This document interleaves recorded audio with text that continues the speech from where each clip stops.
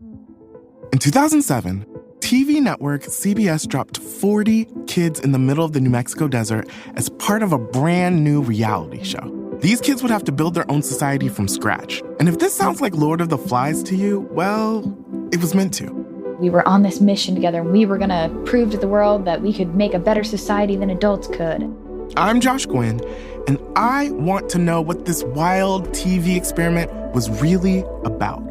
Split Screen, Kid Nation, a 6-part podcast from CBC. Available now. Frequency Podcast Network. Stories that matter, podcasts that resonate. So that's all right? We're good to get into it? Yeah, 100%. Okay, so tell me about August 12th, 2022, a very memorable day in your career. Indeed. So August 12th, 2022 was the date where I was first told of what at the time was described to me as a developers party at the Premier's house. Was that a memorable day for you and also for maybe anyone else who watched that weird press conference? Yes, this is a particularly memorable press conference because it is the press conference where Premier Doug Ford swallowed a bee live on television. Holy Christ. I just swallowed a bee. Holy Christ. I knew that little bugger. You okay? I'm good. He's down here buzzing around right now. Holy Christ. He's wedged to my throat. Sorry, guys. I'm Emma McIntosh. I'm a reporter with the Narwhal, usually. But today, I'm taking over the big story with a mini-series called Paydirt, looking at the inside story of Ontario's Greenbelt scandal. If you haven't heard episode 1, you should go back and start there. This is episode 2.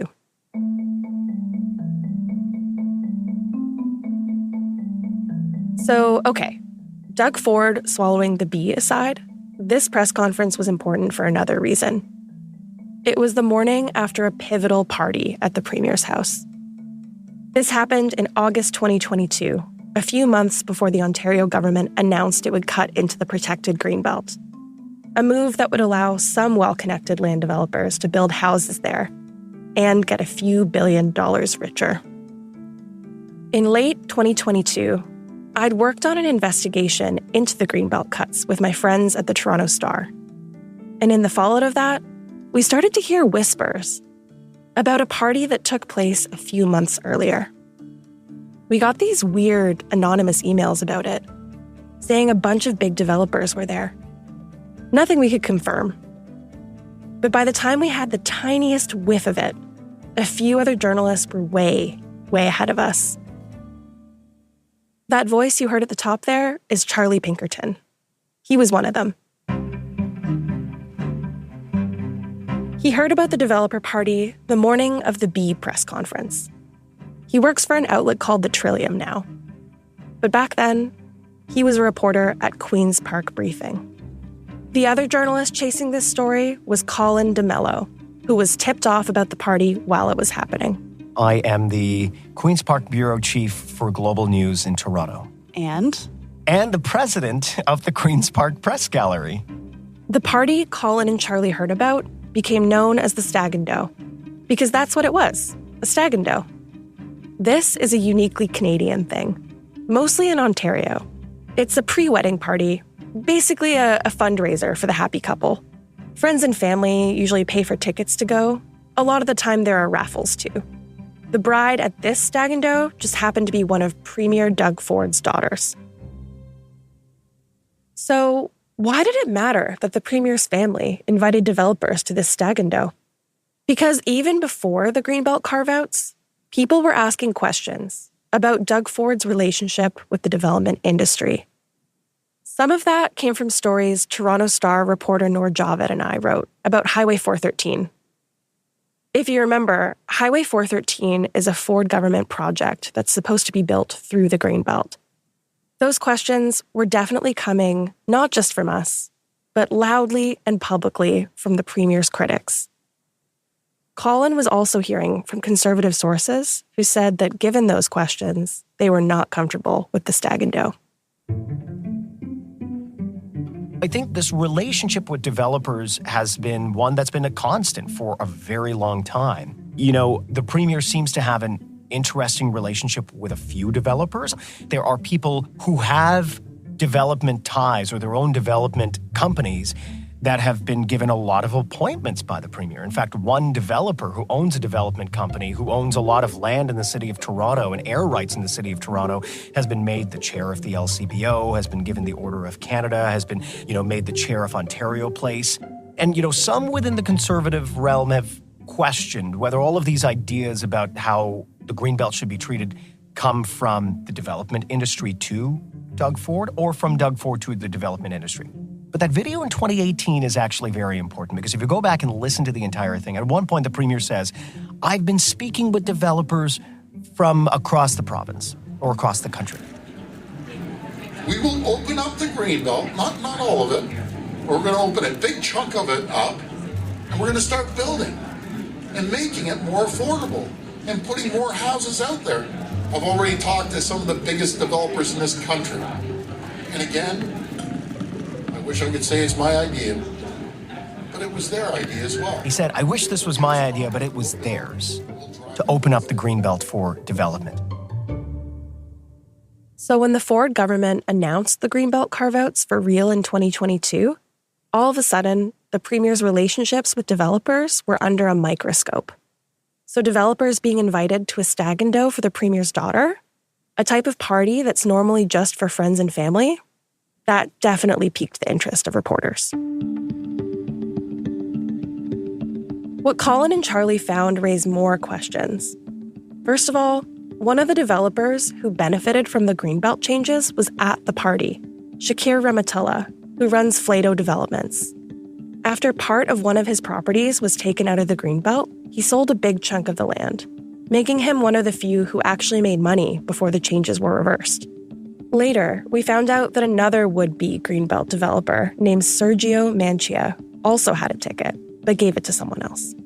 Second of all, this was no ordinary stag and do, because people who work for the Progressive Conservative Party were selling tickets for $150 to not just close friends and family, but also lobbyists and developers and other people involved in Ontario politics.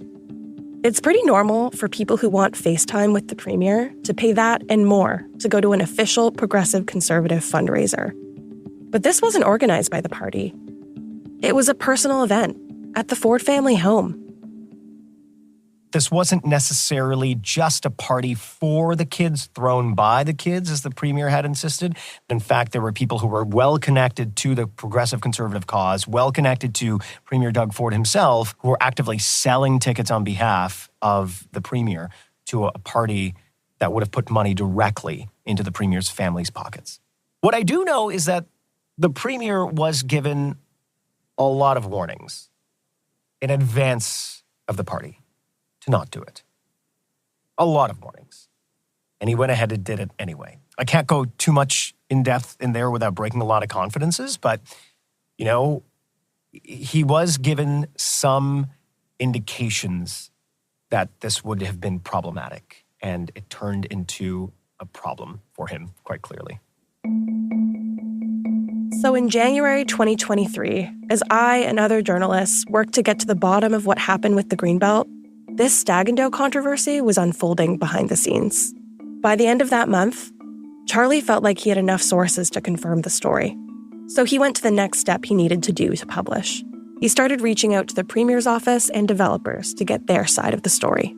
Later on the same day that we reached out to all of these folks for comment, that my boss, Jessica, who was the editor-in-chief of iPolitics and QB Briefing at the time, that she learns that there is certain circumstances within the company at the time that prevented the story from being able to be published. That set off about 2 weeks of intense worry and stress. Those circumstances Charlie's talking about were a major split at one of Canada's big media companies. At that point, he worked for QP Briefing, which was published by iPolitics, which had been owned by Torstar, the parent company of the Toronto Star. Torstar was run by two business partners, but their working relationship had not been going well. So they parted ways. One took the Star, the other took iPolitics. And that transition was complicated. All of that meant it was not a good time to publish a controversial investigation. Charlie had no choice but to wait. He started to worry another reporter might break the story while he was stuck in limbo. See, Charlie's questions also prompted the Premier's office to do something unusual. They reached out to the Integrity Commissioner to get his thoughts on whether the Stag and Doe complied with provincial ethics rules. The commissioner does that type of thing. His name is J. David Wake, and one of his roles is to give elected officials and political staff guidance on whether they're in line with the rules. But it's weird to ask when you've already done the thing. Usually people ask before. The Integrity Commissioner's office takes a few days and eventually tells the Premier that, based on the information that was provided, which was the bulk of which I understand to be the email that I had sent his office, that the Premier had not breached the Members in Integrity Act. That's because Ontario's ethics rules are actually not that comprehensive. The Premier himself isn't allowed to take money from lobbyists, but the rules don't put the same restriction on his immediate family. And Ford said the proceeds of the Stag and Doe went to his daughter and her husband. That was relayed to me eventually by the Premier's office. But the other sort of thing at play here with the Integrity Commissioner's office being involved is that they could then speak to some degree about this issue. So on the plus side, the Premier's office had basically admitted that what Charlie was about to report was true. It also confirmed to the Integrity Commissioner that in Doug Ford's view, the developers invited to the Stag and Doe were the Premier's personal friends. But if any other journalist reached out to the Integrity Commissioner with the same questions, the commissioner would have told them the exact same thing. And so that was another fire beneath us at QP Briefing at the time, still hoping to get this story out. Another journalist did reach out to the Integrity Commissioner and got a hold of all of that information. Colin. To give you a bit of the context, all of this was happening in like the last week of January, the first week of February. And I had a deadline. The deadline was more personal because we and my family, we were going to fly to Mexico for a vacation for a week. So I decided, okay, I'm going to have everything written by the Friday that I leave.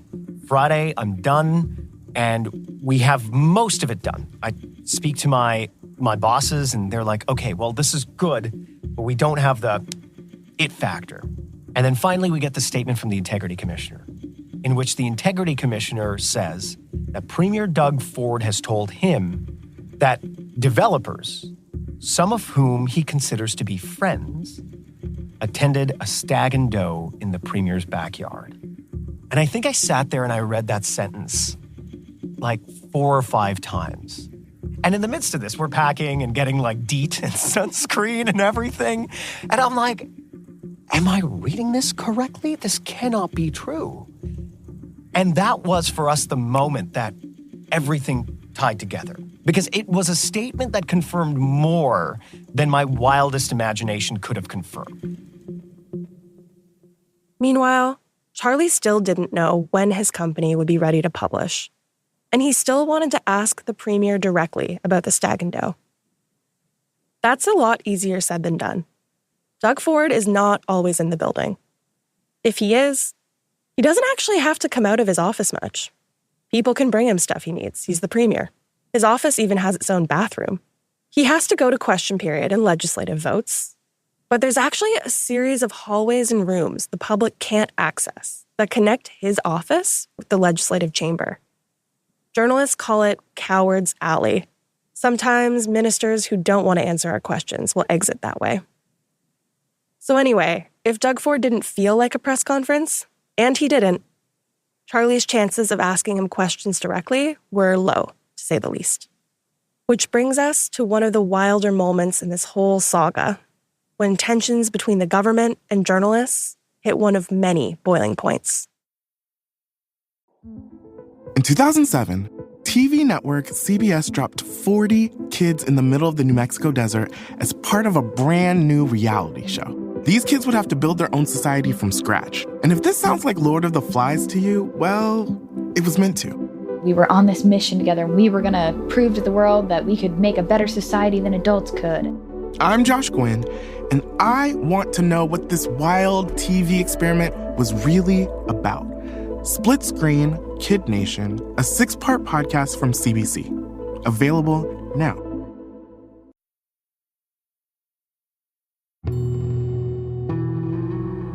I suppose it was a date in late January that I walk into the legislature. It was the start of a week. It was a Monday.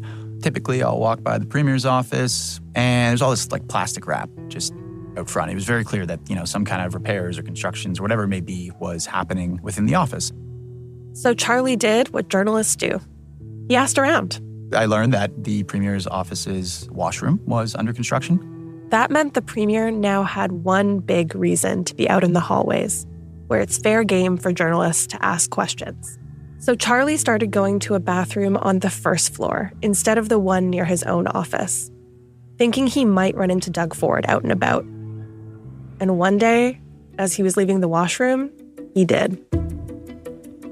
Doug Ford is a very recognizable voice, and as I'm leaving, I sort of hear his voice, and he turns around a stairwell. And of course, his office and presumably him at this point know that we're, on the cusp of publishing this story. And so we have a very, polite exchange as I leave the washroom. He walks into it. He's just there with a security guard. I say, "Howdy, Premier." He says, "How are you?" I then walk down to closer to his office because I think most people can recognize that although, journalists can be rather rabid at times, that doing our job in a washroom is not appropriate. So Charlie went closer to the premier's office to wait. And Ford did not come back. Charlie called his colleague, Aidan Chimandi, who was upstairs, and asked him to look outside and see if the premier's car was still parked there. If it was gone, that would probably mean Ford had left the building and Charlie had missed his window. Aidan's looking out the window. He can't see it. I'm kind of frustrated. So I'm like, I blew my shot here. I go outside. I then, as I'm outside looking around, I see his vehicle pull up. And so I'm like, okay. So, the premier is still here. I might have another chance at this. And wouldn't you know it, Doug Ford exited the building and Charlie snapped into action, recording the moment on his phone. I gotta ask you, did you know that any developers were attending the stag ahead of your daughter's wedding? Do you know if they gave money or paid to go to your daughter's stag? In the video, you can see the premier and a staffer who was walking beside him holding what looks like a gift basket. Neither of them say anything.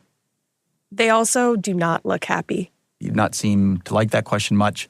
And then not long after that is when I received a call from the premier's office mentioning some kind of bathroom ambush, which we don't have a Bible in here, but I'd be happy to put my hand on it and say that there was no bathroom ambush.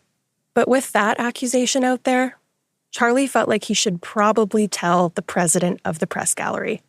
And that president is none other than Colin DeMello. And that is how they each learned they were both working on the same story. So I thought it was fair and honorable to say to Charlie and his team, we will not publish until after you publish. You got to the story first. Here's the runway, break the story. We are more than happy to take the backseat. But, and I think to a degree it's somewhat well documented, there was some issues and challenges that they were facing. The problems in Charlie's newsroom had intensified. The outlet's new management did not want to publish Charlie's reporting on the Stag and Doe. QP Briefing has said then and since that it just did not feel the story met their ethical and professional standards. Charlie and his editor, Jessica Smith-Cross, did not agree. The premier's office had confirmed it was true.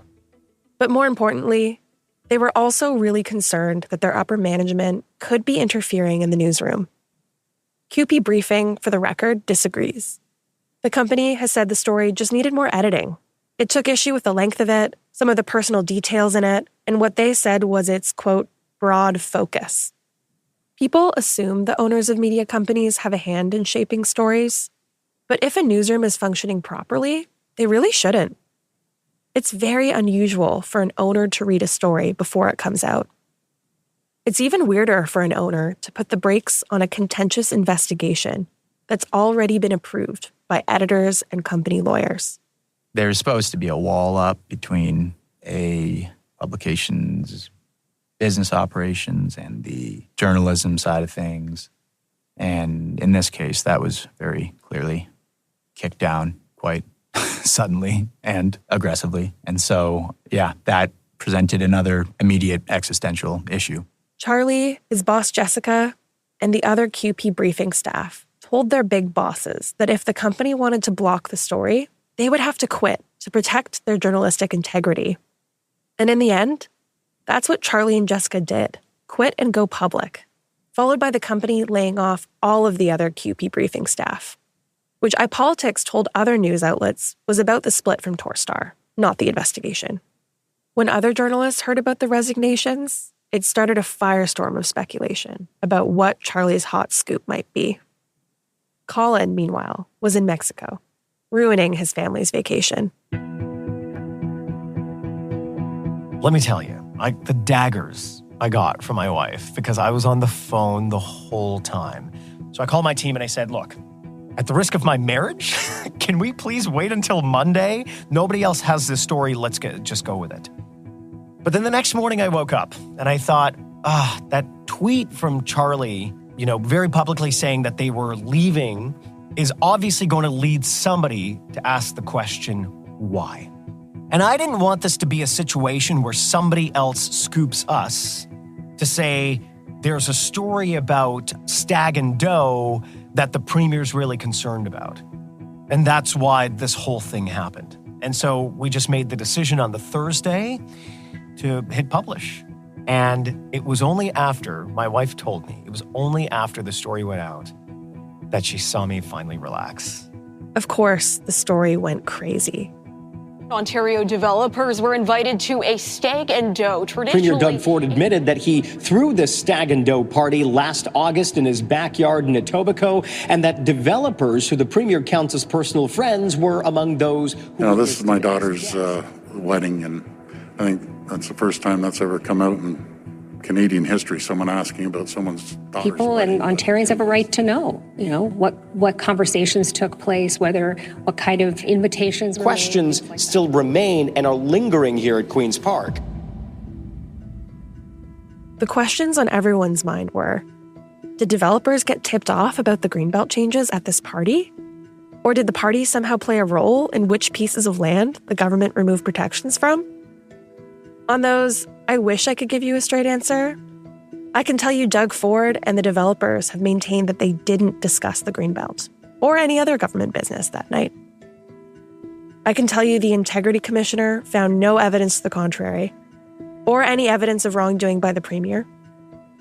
I can also tell you that not everyone is satisfied with those explanations, and that a lot of people who watch the provincial government closely see the Greenbelt and the stag and doe as two heads of the same beast.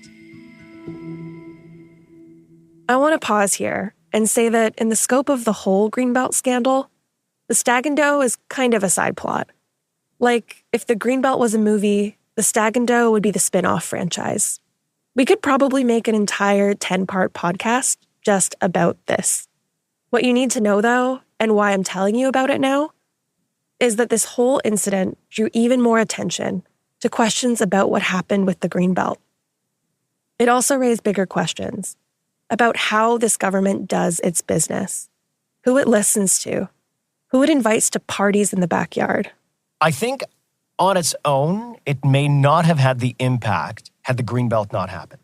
I think the Greenbelt in and of itself was the most important policy point that the government has had to deal with since it got reelected in 2022, and it will become the defining policy of this government's second term in office. Because if you think about the Greenbelt, all of their land use policy, all of their attempts to build 1.5 million homes by 2031 now have a different context. The Greenbelt opened up the question as to whether or not the government had inappropriate ties with developers, so much so that the government was willing to go above and beyond and put their interests ahead of the interests of average Ontarians, which is what any premier, any government is primarily tasked with.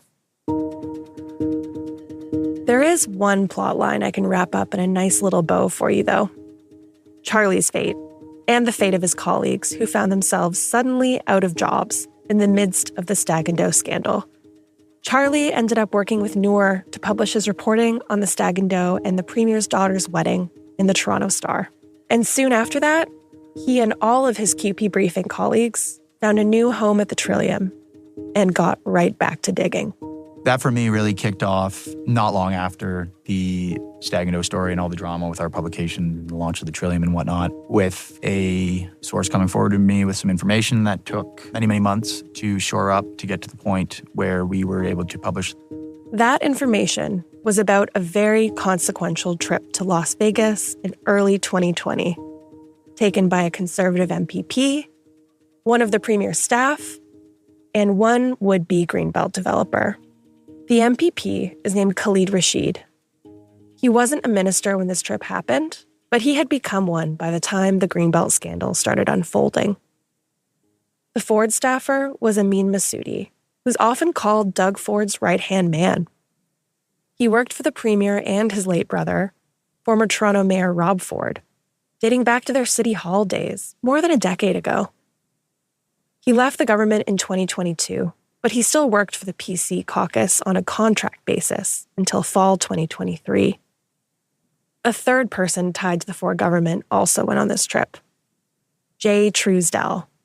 He was working in the private sector when this happened, but he'd worked for the housing minister before that.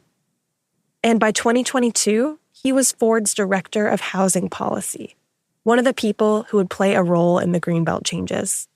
The developer was someone I mentioned earlier in this episode, Shakir Ramatullah of Flato, the one who also went to the Stag and Doe. Remember, he benefited hugely from those Greenbelt changes. 2 Flato properties with bits of the Greenbelt on them saw protections removed. Thanks to some reporting from the Toronto Star, we know the company sold a chunk of one of them for $62 million a few months after the Greenbelt changes. That's 4 times what Flato originally paid for the whole property. The land's value also got a boost because the province rezoned it for development in 2021. But hey, it's a lot of money. Charlie reported that, according to his sources, all 4 of these guys went on the Vegas trip together, that they're friends. The Integrity Commissioner also looked into this, but made no findings about the trip. Massoudi, Rashid, and Truesdell told the watchdog they did not go to Las Vegas with the developer, and only briefly ran into Ramatullah in the lobby of their hotel, the Wynn Las Vegas. However, media reports have raised questions about whether that was the whole truth. There's this thing about possible massages. We'll talk about that more in episode 3.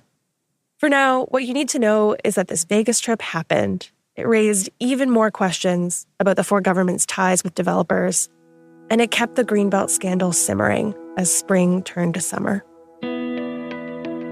I had a source late last year who told me this is all going to end up in an RCMP investigation or some kind of a police investigation. They were so sure that something wrong had gone on here. The police are involved now. They are investigating the government's decision to open the Greenbelt for development. To be clear, though, nobody has been charged with the crime. Maybe most importantly, the Greenbelt changes were also affecting the people who live there. It's just a really idyllic, beautiful place full of plants and wildlife and big trees and an old timber frame barn. This is Heather Drudge. She grew up on a farm in Markham, just outside of Toronto. Part of the farm was in the Greenbelt, and then it wasn't, and now it is again. Yeah, it's a special spot. Back in the 2000s, the people in Heather's world weren't exactly stoked about the Greenbelt. It would put an immediate damper on the value of their land. Suburban construction was booming in Ontario. Farmland close to Toronto was and is a hot commodity. I don't know exactly when it would have begun, but I do remember, even just being quite a bit younger, that there was an increasing amount of interest in the property. So we would have realtors, developers, that kind of thing, basically just drive in ready to write a check if we said yes. And we never did. And then in 2017, my grandfather, who was the sole owner of the property at that point, he was diagnosed with terminal cancer. So some tough choices had to be made. We knew that day was going to come. He was well into his 80s and had lived a good life. But that sort of forced the reality. And because of essentially tax implications, selling the property was really the only option that we had. They didn't see a lot of options. So they sold the farm in 2017 to a development company, Play-Doh. The company leased the land back to them so they could continue farming. It was a 10-year agreement that would have to be renegotiated at the 5-year mark. In the meantime, the Ford government gave Play-Doh a special order that rezoned the land for construction. Heather and her family figured they probably weren't getting the full 10 years. And then the 5-year mark passed in 2022. The Greenbelt changes, they were another nail in the coffin. With development set to happen so quickly, the Drudge family felt like it was best to just leave. So we fully had the intention of staying for those full 10 years. We were not expecting to leave as quickly as we ended up leaving. While the Drudge family was packing up and saying goodbye to the farm, I was doing legwork on my own investigations. But mostly, I was waiting for Auditor General Bonnie Lysyck's report on the Greenbelt. See, Bonnie's term was set to expire at the end of summer, and she told the journalists at Queen's Park that she had no intention of leaving office without finishing this. So her report had to be done by Labor Day. I think we all kind of thought she'd be working on it down to the wire. Instead, the report came out on the Wednesday after the August long weekend. Politicos across this province have Wednesday, August the 9th circled on their calendars. That's when Ontario's Auditor General Bonnie Lysyck is expected to release this highly anticipated report into the Greenbelt, and it could shed more light on the Premier's relationship with developers. That morning, I happened to be at a cabin in Northern Ontario with no electricity and very bad cell service.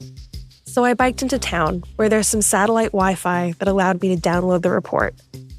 Then I biked home as fast as I could. Let's just say it was more than I was expecting. I started recording my reaction on my phone. And then I said, oh my God, a bunch. Like 59 times to be exact. Here is what that sounded like. Woo! We were right. Oh my God, this is a level of detail that is more than what I was hoping. And I am on page 2. Holy shit. Holy shit. Oh my God. Okay, wow, this is insane. I don't even know what to do with myself right now. Journalists get a copy of reports like this a little bit before they're made public, so we can understand the findings and publish our stories all at once. It's called an embargo. That embargo was about to lift, and the Auditor General was about to officially announce her findings. I remember calling my desk and saying, we got to go live as soon as she speaks. This is big. This is Richard Southern. He's a reporter for City News and a darn good one at that. He was at the legislature that day. And I'll never forget coming right on the air on City News 680 and breaking this and basically saying what the Auditor General is now saying on the Greenbelt is, exactly what some of the speculation was, that this could have been an inside job where the select few developers were given preferential treatment. This is really, really bad for the government. It was such a bombshell news conference. It really, knocked the socks off of even some of the veteran reporters that were covering it. I could walk you through this report and all of its salacious details, but instead, I wanted you to hear it straight from the horse's mouth. I'm Bonnie Lysyck. I was the Auditor General for Ontario between 2013 up until about September 3rd, 2023. And can you tell me the title of your last report? The title of the last report was Special Report on Changes to the Greenbelt. That's next time on Paydirt. Paydirt is a joint production of Frequency Podcast Network and the Narwhal. This episode was produced by me, Emma McIntosh, and Joe Fish. Script edits by Stephanie Phillips from Frequency and Denise Balkasoon and Mike D'Souza from the Narwhal. Sound design by Ryan Clark. Stephanie Phillips is the showrunner of Frequency. Mary Jubrin is the digital editor. Diana Kay is their business manager. And Jordan Heath Rawlings is the executive producer. This show also relied on reporting done by me for the Narwhal, Charlie Pinkerton and Noor Javed for the Toronto Star, Colin DeMello and Isaac Callan at Global News, Rachel Mendelson, Joanna Chu, and Sarah Moshehedzadeh at the Star. And Charlie Pinkerton again for the Trillium. The sound bites you heard in this episode came from City News, the Ontario Liberal Party, Charlie Pinkerton, and Global News. Special thanks to Carolyn Adolph, Andrew McIntosh, and Fatima Syed. See you back here next Monday for our final episode of Paydirt. Hi there, I'm Gavin Crawford. I'm a writer, an actor, and a comedian. And for the last 8 or 9 years, I have been navigating life with my mother's increasing dementia. Has it been sad? Yeah. Has it been funny? Also, yeah. That's what my brand new podcast series, Let's Not Be Kidding, is about. It's the true story of my life as a comedian, my mom, and dementia. Let's Not Be Kidding. With me, Gavin Crawford. A new 7-part series from CBC Podcasts, available now.